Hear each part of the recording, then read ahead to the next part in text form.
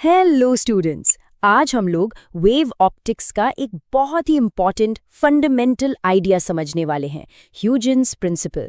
ये प्रिंसिपल आप समझ लीजिए पूरे वेव ऑप्टिक्स चैप्टर की मास्टर की है। ये सिर्फ एग्जाम के लिए ही ज़रूरी नहीं है, बल्कि ये हमें वेव्स के बिहेवियर को एक बिल्कुल नए तरीके से देखना सिखाता है। और हाँ, टेंशन बिल्कुल मत लेना, हम इसको इतना आसान बना देंगे कि हमेशा के लिए याद हो जाएगा। तो चलिए शुरू करते हैं। सबसे पहले एक सिंपल सा कॉमन सेंस वाला सवाल जो दिमाग में थोड़ी क्यूरियोसिटी जगाएगा। कभी सोचा है कि अगर कोई दोस्त कमरे के कोने की उस पार खड़ा हो तो उसकी आवाज तो आ जाती है, पर वो दिखता नहीं है। ऐसा क्यों है कि साउंड वेव्स कोने से मुड़ जाती हैं लेकिन लाइट वेव्स नहीं मुड़ पाती? इस मजेदार से रहस्य का जवाब ह्यूगन्स प्रिंसिपल में ही छिपा है। चलिए अब इस प्रिंसिपल के कॉन्सेप्ट को समझते हैं, और इसको समझने का सबसे बेस्ट तरीका है एक सिंपल सी एनोलॉजी। सोचिए एक शांत तालाब के बारे में। सोचो आपने शांत पानी में एक छोटा सा पत्थर फेंका, क्या होता है? गोल गोल रिपल्स बनने लगते हैं, राइट? इन्हीं रिपल्स को हम कहते हैं वेव फ्रंट। अब हाइगन्स का आइडिया यहीं से शुरू होता है। उनका कहना है कि उस रिपल पर हर एक पॉइंट, हर एक छोटा सा बिंदु खुद एक नए छोटे से वेव का सॉस बन जाता है, और इन नन्ही मुन्नी वेव्स को हम कहते हैं सेकेंडरी वेवलेट्स। इस रिपल रिंग मॉडल को स्टेप बाय स्टेप समझते हैं। स्टेप 1, एक वेव फ्रंट जैसे पानी का रिपल आगे बढ़ रहा है। स्टेप 2, इस वेव फ्रंट पर मौजूद हर एक पॉइंट अब एक नए छोटे से सोर्स की तरह काम कर रहा है। स्टेप 3, हर नया सोर्स अपना खुद का एक छोटा सा रिपल यानी सेकेंडरी वेवलेट बना रहा है। और आखिरी फाइनल स्टेप, इन सभी छोटे रिपल्स को आगे से टच करने वाली एक कॉमन लाइन बनाओ। बस यही लाइन अगला नया वेव फ्रंट बनाती है। कितना सिंपल है ना? ठीक है, तो एनालॉजी से कॉन्सेप्ट तो दिमाग में बैठ गया, लेकिन एग्जाम में तो ऑफिशियल डेफिनेशन लिखनी पड़ेगी, है ना? तो चलो अब वो भी देख लेते हैं। तो ऑफिशियल प्रिंसिपल ये कहता है कि एक वेव फ्रंट का हर पॉइंट सेकेंडरी वेवलेट्स यानी नई छोटी छोटी लहरों का सोर्स बन जाता है, और थोड़ी देर बाद इन सभी नई लहरों को आगे से छूने वाली जो कॉमन सरफेस बनती है, जिसे हम एनवेलप कहते हैं, वही हमारा नया वेव फ्रंट होता है। मतलब बिल्कुल वही है जो हमने पानी के एग्जाम्पल में समझा। चलिए अब इस प्रिंसिपल को एक्शन में देखते हैं। अब हम समझेंगे कि ये प्रिंसिपल उस कोने के आसपास लाइट के ना मुड़ने वाले सवाल को आखिर एक्सप्लेन कैसे करता है। इसे एक सिंपल एग्जाम्पल से बिल्ड करते हैं। इमेजिन कीजिए कि एक सीधी वेव, जिसे हम प्लेन वेव फ्रंट कहते हैं, एक बहुत ही पतली सी ओपनिंग यानी स्लिट की तरफ आ रही है। अब जैसे ही ये वेव स्लिट तक पहुंचती है, ह्यूगन्स प्रिंसिपल एक्टिव हो जाता है।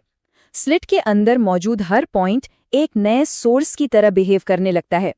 ये सारे नए सोर्सेज अपनी अपनी गोल वेव्स यानी सेकेंडरी वेवलेट्स आगे भेजेंगे, और जब ये सारी छोटी वेव्स आगे जाकर मिलती हैं तो इनके सुपरपोजिशन से एक नया वेव फ्रंट बनता है जो सीधा नहीं बल्कि फैला हुआ होता है। इसी बेंडिंग को हम डिफ्रैक्शन कहते हैं। चलो इसको थोड़े नंबर से समझते हैं। मान लीजिए जो लाइट आ रही है उसकी वेवलेंथ यानी लैम्डा है 500 नैनोमीटर, और हमारी स्लिट की चौड़ाई यानी ए है 10 माइक्रोमीटर। अब सोचिए पहली अंधेरी पट्टी यानी फर्स्ट डार्क फ्रिंज क्यों बनेगी? क्योंकि स्लिट के अलग अलग हिस्सों से आने वाली वेवलेट्स एक खास एंगल पर मिलकर एक दूसरे को कैंसिल कर देती हैं। इसके लिए फॉर्मूला है a sine theta is equal to lambda. जब हम वैल्यूज रखते हैं तो साइन थीटा की वैल्यू आती है 0.05। इसका मतलब एंगल यानी थीटा है लगभग 2.87 डिग्रीज। रिजल्ट क्या निकला? लाइट सीधे जाने के बजाय थोड़ी मुड़ जाती है, और 2.87 डिग्री के एंगल पर हमें पहली अंधेरी पट्टी दिखाई देगी। चलिए अब कुछ ऐसी गलतियों को देखते हैं, कुछ ऐसे साइलेंट किलर्स जो एग्जाम में हमारे मार्क्स काट सकते हैं। इन्हें ध्यान से समझना है। एक आम गलत सोच ये है कि प्रिंसिपल्स के हिसाब से वेव्स को पीछे भी जाना चाहिए, लेकिन सही कॉन्सेप्ट ये है कि सेकेंडरी वेवलेट्स सिर्फ फॉरवर्ड डायरेक्शन में ही जुड़कर एक स्ट्रॉन्ग वेव बनाती हैं। बैकवर्ड वेव आपस में कैंसिल हो जाती है। तो याद रखें, वेव हमेशा आगे ही बढ़ती है। दूसरी गलत सोच है कि हाइगन्स प्रिंसिपल सिर्फ लाइट वेव्स के लिए है। ये बिल्कुल गलत है। सही कॉन्सेप्ट ये है कि ये एक यूनिवर्सल प्रिंसिपल है जो हर तरह की वेव पर लागू होता है। साउंड हो, पानी की लहर हो, रेडियो वेव्स हो, सब पर। ये वेव बिहेवियर का एक फंडामेंटल रूल है। तो चलिए, अब तक हमने जो भी सीखा है उसे समेटते हैं। हम सारी मुख्य बातों को समराइज करेंगे और ये भी देखेंगे कि ये आइडिया पूरी वेव ऑप्टिक्स यूनिट के लिए इतना ज़रूरी क्यों है। तो सबसे ज़रूरी बात यह है कि ह्यूजेंस प्रिंसिपल सिर्फ एक अलग-थलग टॉपिक नहीं है, ये वेव ऑप्टिक्स की मास्टर की है।